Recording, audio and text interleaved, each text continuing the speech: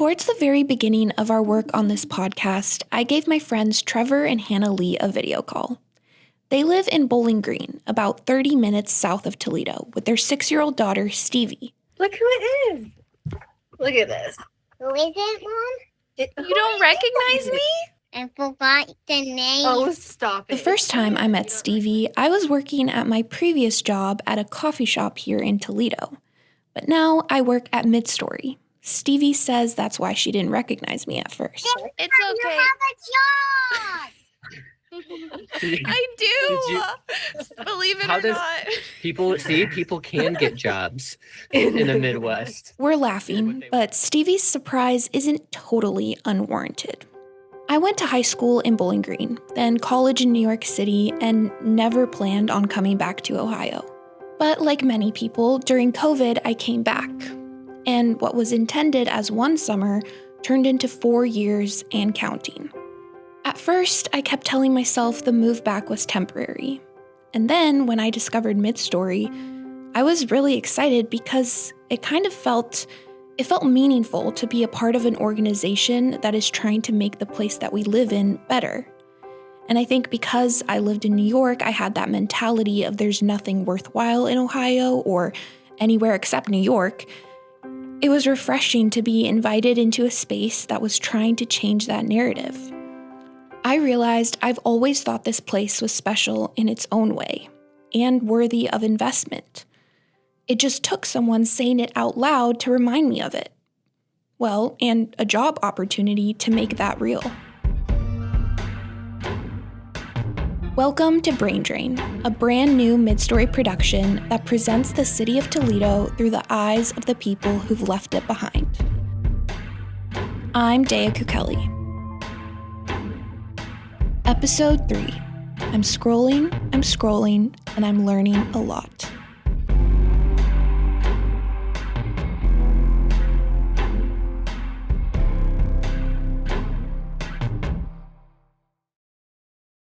Out in California, it felt like we were kind of like treading water to get from A to B, where like here felt like we can make goals and achieve them. Yeah. Because I'm not stressed about X, Y, and Z, like the cost of living or whatever it may be.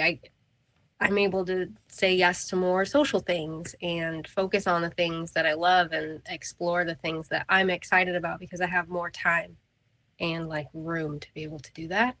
That's Trevor and Hannah again, who appreciate Northwest Ohio for perhaps its biggest selling point, affordability.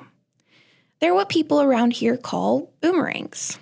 I went to high school here in Northwest Ohio, went to college at BGSU for a while, and then eventually went out to college on the East Coast, came back to Ohio, and was in Colorado for a little bit and ended up out in California for 10 years before coming back to Ohio.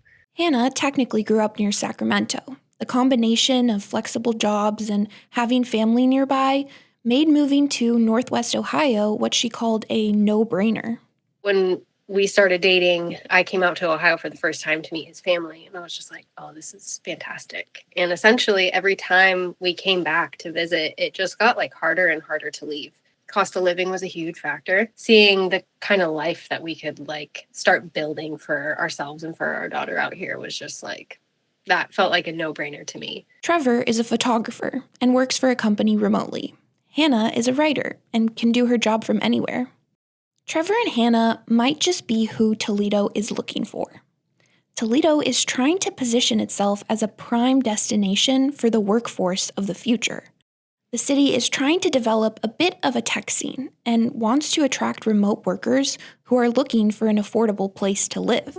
According to the U.S. Census, there were 8,489 remote workers in Toledo in 2024. That's about 7% of Toledo's employed working population. But that's the lowest rate among Ohio's major cities, with Columbus at more than double the rate of remote workers at over 16%. Cities like Cleveland and Cincinnati sit around 10 to 12%. Even Dayton and Akron beat out Toledo for remote workers. If you're from Ohio, you know how much of a diss that is. When compared to major U.S. cities with much higher cost of living, Toledo still lags behind. 12.5% of New York City's employed working population works remotely, 15.5% of Boston's, and 17.6% of Chicago's. So consider this. Remote workers who, by definition, can in most cases live just about anywhere, would rather pay sky-high rent to live in New York City or Chicago than move to a much more affordable place like Toledo. And when I say more affordable, I mean a lot more affordable.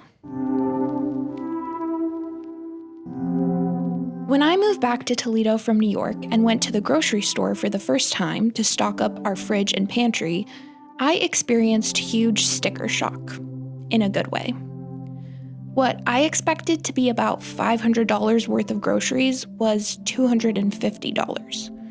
That's the moment I realized, yeah, this is gonna be nice. I've also since bought a home in Toledo, something I couldn't even remotely imagine doing in New York. Toledo's been named one of America's most affordable housing markets for multiple years in a row. And the cost of living in the Glass City sits around 14% less than the national average. But it's a whopping 48.7% less than Boston and 36.3% less than Chicago. Even in Ohio, it's 21.1% less than Columbus, 17.8% less than Cincinnati, and 19.8% less than Cleveland. We saw an influx of wonderful talent come in during the pandemic with remote work, and we saw that people could do their jobs, right? Like, it's not necessarily about like butts and seats. It's about the work you do and the accountability. There's still like a lot of great opportunity here, and it's a great home base for like that adventurous spirit too. Like, I think, rent has gone up across the country, but rent is still very affordable compared to any of those big cities that you're going to move to. That's Teresa Atella, one half of another young couple I talked to for this episode. They recently came back to Ohio after spending a few years in Austin, Texas. Her husband, Jason, is from Akron and left because he thought he could only experience that sense of adventure elsewhere. Though things weren't always great for Teresa's job in Austin. I was making sometimes less than what I was making here. In the nonprofit because there's a lot of startups and small business tech, but there's no big tech in Austin, so there's not a lot of corporations like giving back to these nonprofits to like make that. So I actually struggled a lot in my professional career while I was in Austin. Due to Teresa's job and their desire to start a family, they moved back to Ohio. In Ohio, they found more support and an affordable house. Unlike the Lee family, however, there have been some regrets with their return back home. For me, it'd be like, I'm in the tech industry, lack of opportunities. Like, if you want to do something local here, it's like, I look online for jobs and there's not many opportunities. So I'm going to go south to Austin or west, or even probably Chicago. I mean, there's a lot of opportunities there, but in Ohio, there's not as many tech opportunities. Keyword, opportunities. Ironically, people once flocked to Ohio for the jobs it supported, especially in Toledo. In the second half of the 19th century, the city's population grew 80-fold in 50 years. By 1890, it was a bustling hub of industry and transportation, boasting a population of 81,434 people. From 1910 to 1970, the percentage of the Black population in Toledo more than tripled, as Black Americans moved from the South in the Great Migration to find wartime jobs that were opened up as the industrial North ramped up production work. Toledo was truly at the forefront of what was then the world's tech industry. All right, well, you ride that bike, you're going to lose some pounds, but how would you know unless you had a scale? My CJ is the toughest rig around. My Jeep CJ can take yours anytime. Oh, yeah? Yeah. Toledo was where bicycles became motor cars, where glass blowing became glass bottles, which then became glass blocks for buildings, that then became fiberglass for insulation and numerous other applications that have fundamentally shaped the way we live. Famous innovations such as the Toledo scale and the Jeep, and lesser known but nonetheless revolutionary ones such as the Zero ice cream scoop, the atomizer, and the compression sock that could probably be found in every other household today, were innovated and made in Toledo. Soon after the Second World War, however, the wartime manufacturing and post-war housing bubble burst. Companies moved out from the city cores. Many went overseas. The Toledo of today is a shell of its yesterday. But in the past few decades, there have certainly been efforts to rekindle the flame of innovation. Nonetheless, for Toledoans who've been around long enough to remember, the endings to these stories are predictable, at best. In 1980, Toledo had 7 Fortune 500 companies, 5 of which were located downtown. Throughout the early 2000s, a few of them moved to the suburbs, others were sold or absorbed, and by 2008, only one remained, Owens Corning. In 2012, Hickory Farms, a gourmet food company founded by Toledo native Richard Ransom, promised to move its headquarters downtown. In 2017, after 65 years supporting hundreds of workers in Northwest Ohio, they relocated to Chicago. The then CEO, Diane Pierce, said of the move, quote, "We determined that in order to take Hickory Farms to the next level, we need to get to a world-class city with great talent." In 2021, Peloton promised to build a $400 million facility in Northwest Ohio. And then in 2022, pulled the plug as the pandemic waned and people headed back to in-person gyms. Also in 2021 was one of the most infamous broken promises of Toledo's recent years. A promise that ended in bankruptcy, corruption, and a big empty building in the heart of downtown.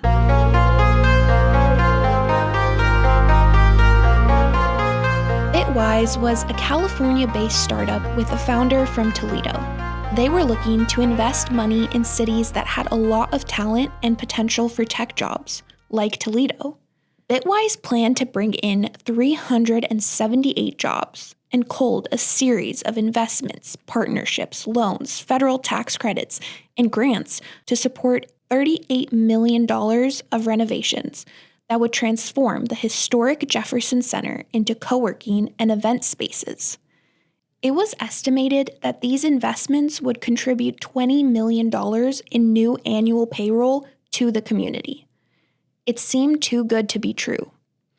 Spoiler alert, it was. Before we begin with your top 4 at 4, some breaking details. A University of Toledo grad and co-founder of failed tech startup Bitwise are about to appear in court in California on federal fraud charges. On June 1st, 2023, the board of directors fired the co-CEOs, one of whom was University of Toledo grad Irma L. Olgan Jr. All 900 employees of the company were furloughed, and Bitwise Industries filed for Chapter 7 bankruptcy. A little over a year later, Olgan Jr. was sentenced to 9 years in prison after being investigated by the FBI and IRS for her part in the $115 million fraud that was Bitwise Industries. The dream of revitalizing the Jefferson Center came to a crashing halt, leaving a sour taste in the mouth of Toledoans, and leaving downtown with a big empty building and investors with a hole in their pocket.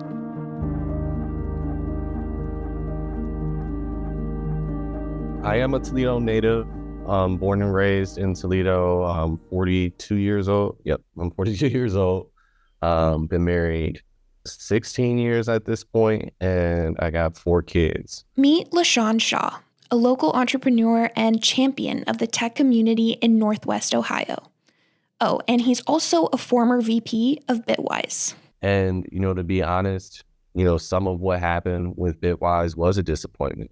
It is super unfortunate that the idea of what they were trying to create in that innovation district, or even just as a business as a whole, did not come to fruition. The initial idea for the innovation post was that there were going to be hundreds of companies that were going to work out of the innovation post, and that it was going to be a community center and people could come there and get free Wi-Fi, and that you could, go there and, check out different tech events. LaShawn describes the ending of his job as tragic, but somehow he also found beauty in the aftermath of the Bitwise debacle. For LaShawn, it wasn't a wasted effort. Toledo was still brimming with potential. So many of the community partners that believed in that idea of what that innovation district could be invested in the Jefferson Center and made that into a beautiful building, and that's exactly what it is today. It still stands as a beautiful building. It is not the tech hub that, it was initially meant to be, but it's not for lack of trying. I think what it did was also give us an idea of what was possible. And for a while, a lot of people believed in that possibility as well too. And what we're really trying to do is reignite that idea of what's possible. LaShawn isn't alone in his efforts to revitalize the tech scene since that painful moment in recent Toledo memory. Just 8 blocks down the road, in the historic Woolworth building at the heart of downtown, in another property formerly occupied by Bitwise, sits the newly minted Toledo Tech Loft, a co-working and event space founded by Chris Eischen in 2024 to recoup some of the tech momentum lost from Bitwise fall from grace. The burden of that legacy hasn't been lost on Chris. At this point, I'd like to introduce Rajan Carson, a mid-story intern, who joined me to explore Toledo's current tech scene. Hi, my name is Rajan. I am from Atlanta, Georgia, and I've lived there my entire life, and I'm a rising senior at Duke University. While downtown, he stopped at the Toledo Tech Loft. We waited and hung out kind of towards the back a little bit, just trying to get a sense of the vibes there and trying to see who's in charge. We couldn't find any actual employees. Honestly, I would say I was pleasantly surprised. At first when I walked in, it did seem pretty empty. There's a cafe area in the back, and there's a lot of laptops and bags strewn around everywhere. And I was kind of confused as to where everyone was. But as I ventured deeper into the loft, I noticed that everyone is kind of gathered in one of these classrooms for a meeting. And I think just shows the success of not just the co-working space, but also the event space you're having. After waiting maybe 5 or 10 minutes, we actually ran into Chris as we were about to leave. And he is, I would say, a very charismatic entrepreneur vibes, right? Here's how he describes his space in his own words. Yeah, when you first walk in, it's a bright blue, big open, concept space with open ceilings, with the exposed ventilation and things. You have big open co-working, and then there's a space in the back that's a little separated for co-working, but that's like a quiet co-working area. We have 2 classrooms, one right when you walk in, and then the other's tucked away in the back. But it's got some beautiful windows when you go in there. Although there were people there, the founder was mentioning that tech opportunities in the area remain limited. I kind of got that impression too, as most of the workers I talked to weren't actually working in tech. There's few of those opportunities currently, but one of the things that we're doing is creating more of those opportunities. The infrastructure for that looks a lot different than I think what the region's used to. We're used to big factories and needing all these square feet to facilitate some of this stuff. It's a culture. These companies aren't just going to move here for the fun of it because it's cheap. They're going to want to move here because there's a culture to move to. The Toledo Tech Loft bills itself as a vibrant community where innovation flourishes and collaboration drives progress. Michael Vanderpool is a regular at the Toledo Tech Loft, embracing this new co-working space.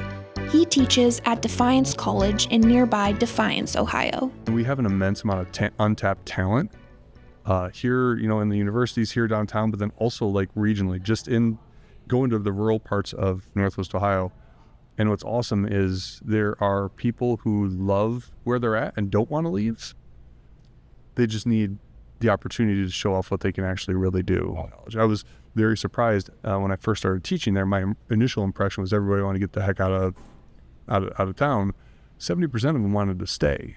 That's when my mission changed from, okay, I need to prepare you for leaving or transferring or going to do something else. And it became, okay, I need to make the region aware of what talent you have and abilities you have so you can find a place here because you want to stay here. For Michael, the most important thing the Toledo community can do is help young people start their own ventures. With or without growing jobs, we just need to empower these young people to make their own way. Maybe they start their own companies, maybe they do their own things and aren't necessarily waiting for some company to come find them. You know, we've got an awesome tech community, we have an awesome arts community, we've got an awesome film community. We have all these little pockets of people who are doing some amazing stuff. LaShawn agrees with Michael about the promise of energetic and talented young people in the region. Still, he has questions on how to keep them here. Unfortunately, I feel as if Toledo has a lot of fast followers, but not early enablers. You know, so if there's a really good idea that maybe someone young has, or a tech company has, or a startup or entrepreneur has, and you bring this idea to the table and people don't maybe have an understanding or have an affinity for it, a lot of times people are just going to try and find that community elsewhere. And you can't really blame them for doing that. You know, I see a lot of really successful companies that are in other cities that were started by people that are from Toledo, Ohio. And they may not want to bring those companies back to Toledo, Ohio because of the brain drain that they had to go through, you know, while they were here.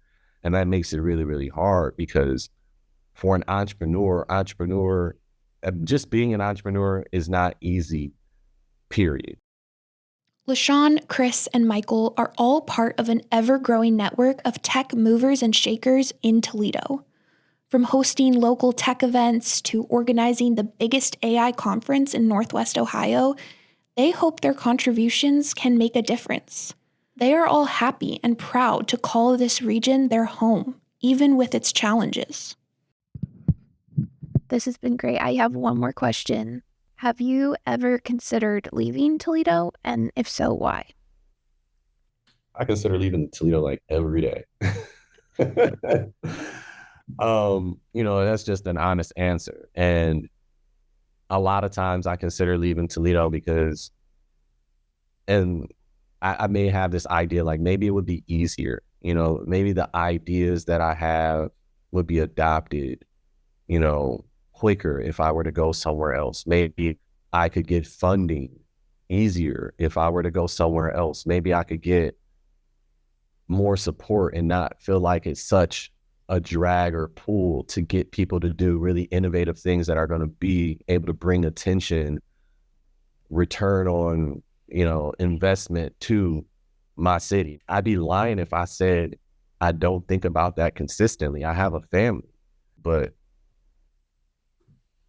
for what somebody will offer me in another city, I would do the exact same thing here for half, you know, just because of the love of the city, for the love of the people, and for the understanding that if somebody at some point doesn't pave that road, then we're just going to continuously, you know, have the exact same issues, and we're going to lose time, we're going to lose money, we're going to lose effort, we're going to lose people.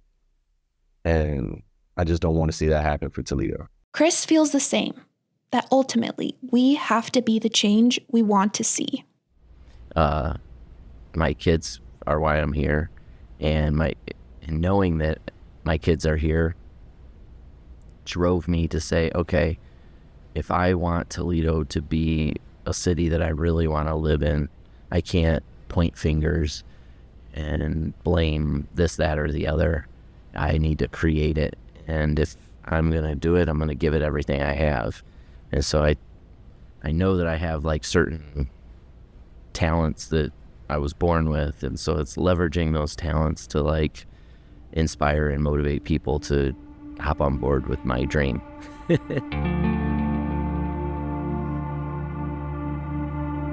The next generation of the city's economy will take time to mature. The vacant buildings throughout downtown are still waiting for their offices, businesses, and workers. Progress is a process. That's one of the things that I always tell individuals, it's going to take time, in order to get, where we want to be as a community, or as entrepreneurs or whatever it may be. And to enjoy that process, and to discover the beauty within that process and to share that process. Some locals like Trevor and Hannah Lee have come to appreciate that feeling too. I would just say out here, I feel like creatively, it's worked really well for me because I just have this freedom to kind of do what I want. It's like a blank canvas because most of it hasn't been told. It's not like spelled out for me. So I think creatively, you just have to be in the right mindset here of being able to pursue and tell a story that you want to tell and create what you want to create. I mean, what I have found here is that I have so much more mental, emotional, social energy and capacity to like make more out of my life, even though you could argue that there's less happening here, because we have like the financial resources. So you could put roots down if you wanted, or you could, I don't know. It just seems like a great spot. I really like it. Thank you guys so much. No, it was fun talking with you. Yeah, thanks for having me. I'm so grateful to you guys for doing this, seriously. We love you 100 infinity 7 million infinity 7. Even though you don't know me at all. Dad, don't say that. Okay. Can we go get dinner ready? To see how